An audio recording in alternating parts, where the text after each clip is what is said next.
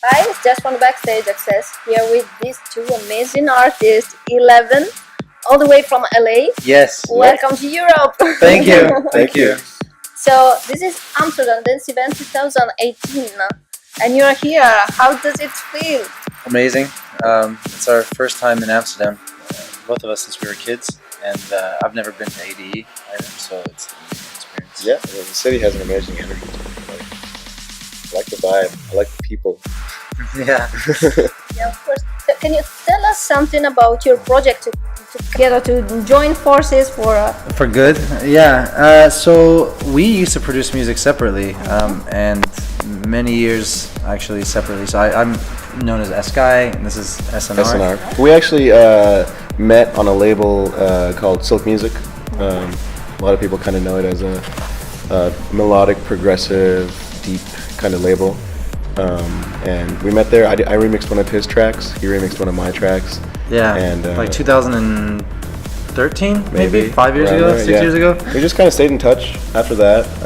Eventually, Shaheen moved to California, and we were closer, and we started seeing each other more, and we started working together more.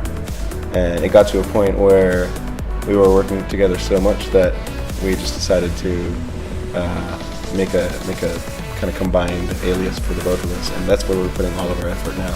Yeah, so we had a couple of releases, but the first one that was like in the Armada world was called Swipe. It was Eskai and SNR Swipe, and I was on Armin's State of Trance 2017 compilation, so that kind of did really well. And then we had a few follow-up singles and remixes, and eventually we were like, look, we're working so much together anyway, why don't we make one combined alias and brand and kind of just do it, for real, rather than kind of having multiple different projects and everything. Yeah, so that was a good call. Yeah, I think so. I think so. Yeah, but what's great is that we both kind of have our own strengths, and we do different sides of the production, and you hear that in our music. I think like he does a lot of the bassy stuff, and I do more of the melodic stuff. And so how is it like a typical day in your studio when you're producing? well, there's two studios. We have two studios. So yeah. so I have one and he has one. We're actually rarely in the studio together, every once in a while, but we tend to work more over a software called Zoom, which is like a video conferencing software, and it has built-in screen sharing, and it's gotten so good that I actually prefer it because I can sit there from the comfort of my own studio in my own studio chair. It's lazy. Yeah, just be lazy. Shaheen can show me his project, or I can show him my project, and then we can work together like that. It just seems more efficient than like kind of being together and like just awkwardly. We do it as hard, like the most difficult way possible. Like we both use like different software. Like he uses Ableton, I use Cubase. Yeah. Oh, nice. So it's really How different. do you combine? We just bounce. We send a lot of audio back and forth. Yeah. Yeah. If we were both on something like Ableton, we'd be able to use like Splice or something to like yes. sync a project, which is pretty cool. But yeah, I mean it's not as hard as it seems. Like we just send audio bounces back and forth, and a lot of our projects are actually composed of 4 or 5 sub projects. So like they'll be like for each section we'll have a different project, and so otherwise it just gets too ridiculous because hundreds and hundreds of channels of sounds, and so we have to compartmentalize everything, and it actually makes it easier because then we're just thinking about one section at a time, and I'm sending him parts for just one section, or he's sending me parts for just one section, so it keeps it simple. Like Heartbeat Tonight was a really good example of that. That was our latest single with Jess, and the vocals had its own project, the bass line had its own project, the lead sound had its own project, because everything was just so complicated, and it was between me and him, so like he had a project here, I had one, so then in the end we just ended up having to split it all up, but we're just getting used to it, and it's like we found a thing that just works for us, like a workflow, and so it's just kind of, once you get used to it, it's easy, and so that's it, and but it's been really great, and I think we have a new single coming out tomorrow, for example. Yes, on Statement. Yes, on Statement. Yeah, we heard it. Yeah, you heard half of it basically, right? Today. It's called Firefly. Yeah.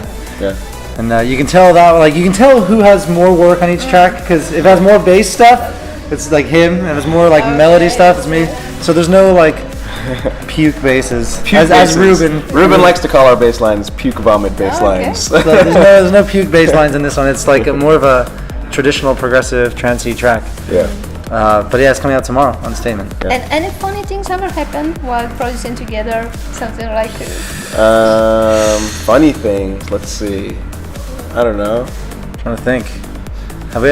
I mean, okay, so like we name our projects based on. Oh yeah. Based on like things that, because when we're making a project, we don't usually have a name when we first start it. We usually find the name towards the end of a project, but in the time between, we have to have a code name for it. So we just think of the first thing that pops in our head. Yeah. And so we have had some really funny code names in the past. So many years ago, I was on Tinder, or I think you weren't. I don't know who. Maybe we were both on Tinder. Probably both of us. And so the project was called Tinder. That track became our first ever track we did together, and it was called Find Yourself on Ride Recordings. And then Swipe, which ended up becoming Swipe. I mean, the artwork is still swiping, but it's because we were using Bumble, which is a different dating app. It's another dating app. So I'm happy to say I'm not on the dating apps anymore. But yeah, so that's how those names. And then the worst one. Yeah, he is. At least did you find girlfriends? I have a girlfriend. Actually from a dating app. Actually from a dating app, yeah. To be fair. So it worked. I've still been unsuccessful. Yeah. Forever alone. Forever alone. And then the worst is actually the track with Jess. It was we called it Bed Bugs. Oh, that's a good story. That's a really bad story because it's not a good story. Not a good story at all. Right? We went to see Ruben actually at Beyond Wonderland, I think. He's in Los Angeles in a place called San Bernardino. It's really not the nicest neighborhood. I mean, it's like not. You just drive through it really. Yeah. And we booked our hotel so late that nothing was available apart from a Motel 6, which is like the cheapest. Yes, I know. Motel 6 has a reputation. Yeah. So we stayed there, and I made a joke. I was like, "Oh, I bet this place has bed bugs." We saw Ruben, we hung out with him, and then a couple days later, we were driving back up to our homes, and I was like, "Dude, I feel really itchy," you know. And then I was like the same thing. I could feel like itching down my arm, and like these red bumps started. And we started seeing these bumps. We're like, "Oh my god!" Bed bugs. We actually had bed bugs. So yeah, that was the track with Jess. But the whole bed bugs ordeal went on for like 2 months because they kept showing up on our bodies, and like we weren't sure if we tracked the bed bugs back to our homes and everything, you know. We paid for these dogs that are specially trained to smell bed bugs, and they came to our house, both of our houses, and they're like sniffing around. Yeah. They sniff around for like 5 minutes, and then they leave, and they charge you like $200. You know, and then we were like, wait, what? Like, what did we just pay for? I don't understand. We just brought a dog. So it's really funny. Yeah. So the problem is now when you go through my project folder, like it doesn't say Heartbeat Tonight. It says like bed bugs. It says bed bugs. So like I have to remember like what all the code names are for all the songs if I ever go back and open the projects now. Yeah. For example, the project that I'm currently working on is called Elephant Turbo Racer. And I don't know what that means, but it's like what Deadmau5 does. He just kind of names the track. That's not going to be the final name of the track. I'm not going to allow that. That's not happening. He's not gonna allow that's not the final track name. That's not allowed. Okay, Yeah. that's it. Yeah. So anyways, yeah. there you go. But that's really funny. There you go. It's such an experience. I mean, Yeah. you are also being supported by all the big names, actually. Yeah. It's So been amazing. It's pretty special, I think. So Yeah. what do you guys have in store now? Well, I mean, we have our first release on Injuna coming next month, I believe it is sometime. It's a remix release for Gabriel and Dresden. Above and Beyond played it. Above and Beyond played it at ABGT 300 in Hong Kong like 2 weeks ago. We did it with Mayan. Yeah. We've known Mario for many years, and so we did this remix with him.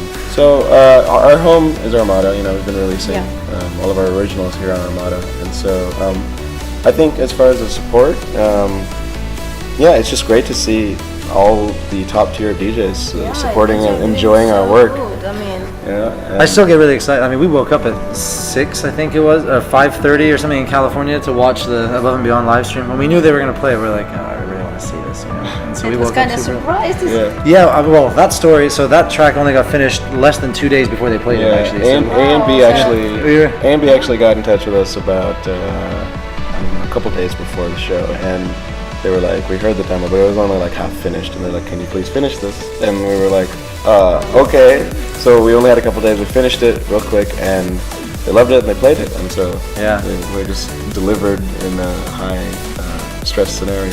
Yeah. And obviously Armin has been so amazing. I mean, Ruben and Armin have been so amazing to us. Like it's really, it just feels amazing. Yeah, I mean, we're grateful to have a platform like Armada to spread our music. So grateful to play a set at Say the Trance. Like, you know, I grew up listening to those compilations, and to be here, it's it's an amazing feeling. So. Yes. Now, last thing, but very important. Say something to Ruben. To Ruben. Ruben. I have so many things I want to say to Ruben. Ruben, you're a pleb. You're a pleb. You're such a pleb. Well, I'm gonna say. Find something worse. You can find something worse.